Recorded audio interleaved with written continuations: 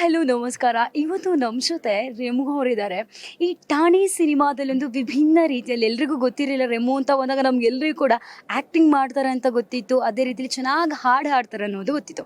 ಆದರೆ ಈ ಸಿನಿಮಾದಲ್ಲಿ ಹಾಡನ್ನು ಬರೆದಿದ್ದಾರೆ ಕೂಡ. ಏನಿದ್ರ ಸ್ಪೆಷಾಲಿಟಿ? ಬನ್ನಿ ಅವ್ರ ಜೊತೆನೇ ಮಾತಾಡೋಣ. Hi ma'am. ಹಾಯ್, ನಮಸ್ತೆ. ಸೂಪರ್.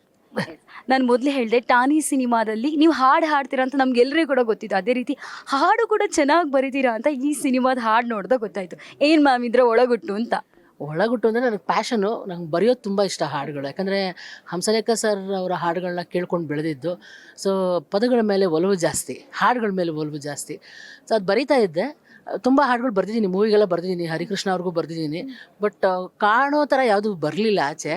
100 ಮೇಲೆ ಬರ್ದಿದ್ದೀನಿ ಹಾಡುಗಳು, ಒಂದು 50 ಸಿನಿಮಾ ಮೇಲೆ ಬರ್ದಿದ್ದೀನಿ, ಆಲ್ಬಮ್ಗಳಿಗೆ ಬರ್ದಿದ್ದೀನಿ. ಅದೇ ಕಾಣಿಸ್ಕೋಬೇಕು, ಒಂದು ಟೈಮ್ ಬರಬೇಕೆಲ್ಲ ಅದಕ್ಕೂ. ಆ್ಯಂಡ್ ಇದು ನನ್ನ ಬಾಲ್ಯ ಗೆಳತಿ, ನನ್ನ ಚೈಲ್ಡ್ಹುಡ್ ಫ್ರೆಂಡ್ ಮಾನಸ ಹೊಳ್ಳ. ಅವಳು ಯಾವಾಗ ಯಾವುದೇ ಸಿನಿಮಾ ಮಾಡಲಿ, ಯಾವುದೇ ಒಂದು ಸಣ್ಣ ಒಂದು ಆಲ್ಬಮ್ ಮಾಡಿದ್ರು ಅವಳು ನಾನು ಲಿರಿಕ್ಸ್ ಬರೆಯೋದು ತುಂಬ ಇಷ್ಟ. ಸೊ ಹಾಗಾಗಿ ನಮ್ಮ ಮ್ಯೂಸಿಕ್ ಡೈರೆಕ್ಟರ್ ನಮಗೆ ಇಲ್ಲ ಇದು ನೀನೇ ಬರೀಬೇಕು ಅಂದರೆ ಸ್ವಲ್ಪ ಭಯ ಆಯಿತು. ಯಾಕಂದರೆ ಇದು ಮೋಟಿವೇಶ್ನಲ್ ಸಾಂಗ್ ಅಂದಾಗ ಇಲ್ಲಿವರೆಗೂ ನಾನು ಹೀರೋ ಇಂಟ್ರೊಡಕ್ಷನ್ ಸಾಂಗೇ ಬರೆದಿದ್ದೀನಿ. ಫೇರ್ ಆ್ಯಂಡ್ ಲವ್ಲಿ ಅಂತ ಒಂದು movie, Prem sir, lovely sir Prem ಅವ್ರಿಗೆ. ಅದೆಲ್ಲ ಫುಲ್ ಡ್ಯಾಶಿಂಗ್ ಆಗಿತ್ತು ಸಾಂಗ್, ವಿತ್ ಇಂಗ್ಲೀಷ್ ಇದೆಲ್ಲ ಸೇರಿ ರ್ಯಾಪ್ ಥರ ಎಲ್ಲ ಮಾಡಿದ್ವಿ. ಅದು ಬಿಟ್ಟು ಬೇರೆ ಲವ್ ಸಾಂಗ್ಸ್ ಎಲ್ಲ ಬರೆದಿದ್ದೆ. ಬಟ್ ಫಸ್ಟ್ ಟೈಮ್ ಈ ಥರ ಒಂದು ಮೋಟಿವೇಶ್ನಲ್ ಸಾಂಗ್ ಬರೆಯುವಾಗ ಒಂದು ಭಯ ಇರುತ್ತಲ್ಲ, ಸಣ್ಣ ಭಯ ಇದ್ದೇ ಇರುತ್ತೆ. ಆಮೇಲೆ ನಮ್ಮ ಡೈರೆಕ್ಟರ್ ಸ್ವಲ್ಪ ಪರ್ಟಿಕ್ಯುಲರ್ ಇದ್ದರು. ಸರಿ ನಾನಂದೆ, ಸರ್ ನಾನು ವಿಷಯ ಹೇಳಿ ಬರಿತೀನಿ ಅಂತ ಟ್ರೈ ಮಾಡಿದೆ. ತುಂಬ ಇಷ್ಟಪಟ್ಟರು, ಹಂಗೆ ಬಂತು ಅಷ್ಟೇ. ಮ್ಯಾಮ್ ಯಾವ್ಯಾವ ಲ್ಯಾಂಗ್ವೇಜಲ್ಲೆಲ್ಲ ಸಾಂಗ್ ಬರೀತೀರಾ ನೀವು?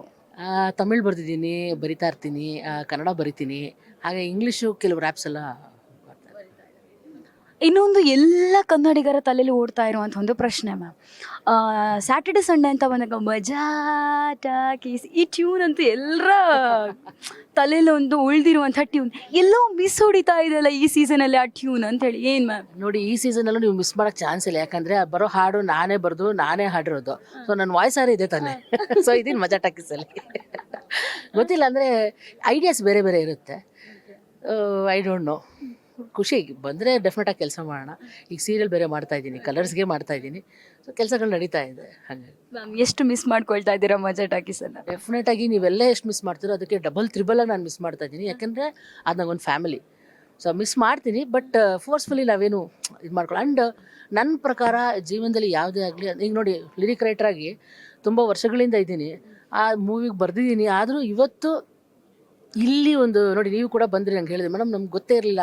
ಸೊ ಆ ಒಂದು ರೆಕಗ್ನೈಸೇಷನ್ ಸಿಗಬೇಕು ಅನ್ನೋ ಟೈಮ್ ಇವತ್ತು ಬಂದಿತ್ತು. ಹಾಗೆ ಟೈಮ್ ಇರಬೇಕು, ಟೈಮ್ ಬರಬೇಕು ಎಲ್ಲದಕ್ಕೂ. ಟೈಮ್ ಬಂದಾಗ ಡೆಫಿನೆಟಾಗಿ ಅದು ಆಗೋಗುತ್ತೆ. ನಾನು ವೆಯ್ಟ್ ಮಾಡ್ತಾಯಿದ್ದೀನಿ. ಮ್ಯಾಮ್ ಬೇರೆ ಸಿನಿಮಾಗೆ ಯಾವುದಕ್ಕಾದ್ರೂ ರಿಕರೆಕ್ಟ್ ಮಾಡ್ತಾ ಇದ್ದೀರಾ? ಅಂದರೆ ಬಹಳಷ್ಟು ಮೂವಿಗಳು ಬರೆದಿದ್ದೀನಿ, ಬರಬೇಕು, ಲಿರಿಕ್ಸ್ ಬರೆದಿದ್ದೀನಿ. ಹೇಳಂದರೆ ತುಂಬ ಆಲ್ಬಮ್ಸ್ ಜಾಸ್ತಿ ಬರಿತಾ ಇರ್ತೇನೆ. ಈಗ ಮೊನ್ನೆ ಒಂದು US ಇಂದ ನಮ್ಮ ಅನಂತ್ ಸ್ವಾಮಿ ಅವ್ರ ಮಗಳು ಸುನೀತಾ ಅನಂತ್ ಸ್ವಾಮಿ ಅವರು ಒಂದು ಮಹಿಳಾ ದಿನಾಚರಣೆಗೆ ಒಂದು ಸಾಂಗ್ ಬರೀಬೇಕು ಅಂತ ಕೇಳಿದ್ರು. ಸೊ ಅವ್ರು ಅಲ್ಲಿಂದನೇ ಈ ಕೆಲಸ ತೊಗೊಂಡ್ರು, ನಾನು ಇಲ್ಲಿಂದ ಬರೆದು ಕಳಿಸಿದೆ. ಸೊ ಹಿಂಗೆ ನಡೀತಾ ಇರುತ್ತೆ. ನನ್ನದೇ ಆಲ್ಬಮ್ಸ್ ಎಲ್ಲ ಕೆಲವು ಮಾಡ್ತಿರ್ತೀನಿ. ಆಮೇಲೆ ನಂದೊಂದು ಮುಂದೆ ಬರಬೇಕು ಒಂದು ಆಲ್ಬಮ್ ಸಾಂಗು, ಅದನ್ನು ಒಂದು ನಾನ್ ಸಿಂಗರ್ ಹತ್ರ ಹಾಡಿಸಿದ್ದೀನಿ. So that will be special. ಅದು ಬಂದಮೇಲೆ ಎಸ್ ಮ್ಯಾಮ್, ರೆಮು ಅವ್ರು ನಮ್ಮ ಚಾನಲ್ ಕೈಗೆ ಸಿಕ್ಕಿದ್ರಂತ ಒಂದು ಲೈನ್ ನಿಮ್ಮ ಕಂಠದಿಂದ ಕೇಳಲೇಬೇಕು. ಅದಂತೂ ನಾವು ಮಿಸ್ಸೇ ಮಾಡ್ಕೊಳಲ್ಲ ಮ್ಯಾಮ್. ನಿಮ್ಮ ಅಭಿಮಾನಿಗಳಿಗೋಸ್ಕರ ಒಂದು ಲೈನ್. ಈ ಸುಂದರ ಬೆಳದಿಂಗಳ ಈ ತಂಪಿನ ಅಂಗಳದಲ್ಲಿ ನನ್ನ ನಿನ್ನ ನಡುವಿನಲಿ, ಈ ಸುಂದರ ಬೆಳದಿಂಗಳ ಈ ತಂಪಿನ ಅಂಗಳದಲ್ಲಿ ಹೃದಯದ ತಾಳದಲ್ಲಿ,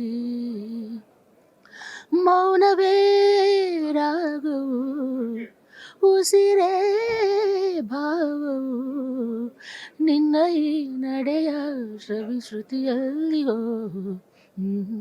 ಥ್ಯಾಂಕ್ ಯು ಮ್ಯಾಮ್. ಇನ್ನೊಂದು ಲಾಸ್ಟ್ ಕ್ವಶನ್, ನಮ್ಗೆಲ್ರಿಗೂ ಕೂಡ ಒಂದು ಆಸೆ ಇದೆ. ರೆಮು ಅವರನ್ನ ಯಾವತ್ತೂ ಕೂಡ ಜೀನ್ಸ್ ಪ್ಯಾಂಟ್ ಔಟ್ಫಿಟ್ಟಲ್ಲೇ ನಾವು ನೋಡಿರೋ ಜಾಸ್ತಿ ಇದೆ. ಯಾಕಂದರೆ ಹಾಗಾದ್ರೆ ನೀವು ನನ್ನ ಶೋಸೇ ನೋಡಿಲ್ಲ ಅನ್ಸುತ್ತೆ. ಯಾಕಂದರೆ 2 ರಿಯಾಲಿಟಿ ಶೋನಲ್ಲೂ ನಾನು ಸ್ಯಾರಿ ಹುಟ್ಟಿದ್ದೆ, ಅದು ಸೂಪರ್ ಡೂಪರ್ ಓಡಿ ಮಿಲಿಯನ್ ಗಟ್ಟಲೆ ಓಡ್ಬಿಟ್ಟಿದೆ. ಆದ್ರೆ ಇನ್ನು ಯಾವಾಗ ನೋಡ್ಬೋದು ಮ್ಯಾಮ್? ವರ್ಷಕ್ಕೊಂದ್ಸಲ ಅಂತ ನಾನು ಪ್ಲ್ಯಾನ್ ಮಾಡಿದ್ದೀನಿ. ಹೌದು, it should be special. So ಹಾಗಾಗಿ ಆ್ಯಂಡ್ ಮೋರ್ ಓವರ್ ನಾನು ಅನ್ಕಂಫರ್ಟಬಲ್ ನೋಡ್ತೀನಿ. ನಾನು ಬಟ್ಟೆ ಹಾಕೋದು ನನ್ನ ಖುಷಿಗೆ, ಅಂದರೆ ನೋಡಿ ಮೈ ಮುಚ್ಚಬೇಕಷ್ಟೇ. ಸೊ ಹಾಗಾಗಿ ಆ್ಯಂಡ್ ಐ ಆಮ್ ಕಂಫರ್ಟಬಲ್. ಹಾಗಾದ್ರೆ ಸ್ಯಾರಿ ಉಡೋರ್ನ ನಾನೇನು ಇದು ಮಾಡ್ತಾ ಇಲ್ಲ. ಬೇರೆಯವ್ರು ಸ್ಯಾರಿ ಉಟ್ಟು ತುಂಬ ಜನಕ್ಕೆ ನಾನು ಇಷ್ಟಪಟ್ಟು ಸ್ಯಾರಿ ಸೆಲೆಕ್ಟ್ ಮಾಡಿ ಕೊಟ್ಟಿರೋದು ಉಂಟು ಗಿಫ್ಟಾಗಿ. ಬಟ್ ನನಗೆ ಐ ಆಮ್ ನಾಟ್ ಕಂಫರ್ಟಬಲ್ ಅಷ್ಟೇ. ಹಾಗಾಗಿ ಬಟ್ ವರ್ಷಕ್ಕೊಂದ್ಸಲ, ಯಾಕಂದರೆ ಜನ ಆಸೆ ಪಡ್ತಾರೆ, ಇಷ್ಟಪಡ್ತಾರೆ ಅಂತಲೇ ಇದನ್ನು ಸ್ಟಾರ್ಟ್ ಮಾಡ್ಕೊಂಡಿದ್ದೀನಿ 2023ಇಂದ. 23ನಲ್ಲಿ ಬ್ಲೂ ಸ್ಯಾರಿ ಉಟ್ಟಿದ್ದೆ, ಯಾರಿವಳು ಸಾಂಗ್ಗೆ ಡ್ಯಾನ್ಸ್ ಮಾಡಿದ್ದೆ ಸೂಪರ್ ಕ್ವೀನ್ ರಿಯಾಲಿಟಿ ಶೋನಲ್ಲಿ. ಸೊ ಅದಾದಮೇಲೆ DKDನಲ್ಲಿ ಮಾಡಿದೆ. ಆವಾಗ ತಮ್ ನಮ್ ಸಾಂಗ್ಗೆ ಶಿವರಾಜ್ ಕುಮಾರ್ ಸರ್ ಜೊತೆ ಡ್ಯಾನ್ಸ್ ಮಾಡಿದೆ ನಾನು. That was in 2024. ಈ 2025 ವೇಟ್ ಮಾಡಿ ಸ್ಯಾರಿಲಿ ಮತ್ತೆ ಬರ್ತೀನಿ. ಇನ್ನೊಂದು ಆಸೆ ಇದೆ ಮ್ಯಾಮ್ ಎಲ್ರು ಕೂಡ, ರೆಮೋ ಅವ್ರು ಸ್ವಲ್ಪ ಹ್ಯಾರ್ ತುಂಬ ಉದ್ದ ಬಿಡ್ಬೇಕಂತ. ಅಲ್ಲ, ಅದಿತ್ತು ಎಲ್ಲ ಬೇರೆಯವ್ರ ಆಸೆಗೆ ಮಾಡ್ರೆ ನನ್ನ ಆಸೆ ಏನು ಮಾಡಲಿ. ಇದು ನಾನು ಯಾವಾಗ ಮಜಾಟಾಗಿ ಸೆಕೆಂಡ್ ಸೀಸನ್ಗೆ ನಾನು ಕಟ್ ಮಾಡಿರೋದು. ಸೊ ಅಲ್ಲಿವರೆಗೂ ಬೇರೆಯವ್ರ ಆಸೆ ಥರನೇ ಇತ್ತಲ್ಲ. ಈಗ ನನ್ನ ಖುಷಿ, ನಮ್ಮ ಫಸ್ಟ್ ನಾವು ಬದುಕೊಂಡು ನಮ್ಮ ಖುಷಿ ಇರ್ಬೇಕು, ನಮ್ಮ ಕಂಟೆಂಟ್ಮೆಂಟ್ ಇರಬೇಕು ಲೈಫಲ್ಲಿ, ಸ್ಯಾಟಿಸ್ಫ್ಯಾಕ್ಷನ್. ಕೊನೆಯದಾಗಿ ನಿಮ್ಮ ಅಭಿಮಾನಿಗಳಿಗೆ ಏನು ಹೇಳ್ತೀರಾ? ಖುಷಿಯಾರಿ, ನಗ್ನಗ್ತಾ ಇರಿ, ಆರೋಗ್ಯವಾಗಿರಿ, ನೆಮ್ಮದಿಯಾಗಿರಿ. ಆಮೇಲೆ ಯಾವತ್ತು ಕೆಲಸನ ಇಷ್ಟಪಟ್ಟು ಕಷ್ಟಪಟ್ಟು ಮಾಡಿ ಖಂಡಿತ ಗೆಲ್ತೀರಾ.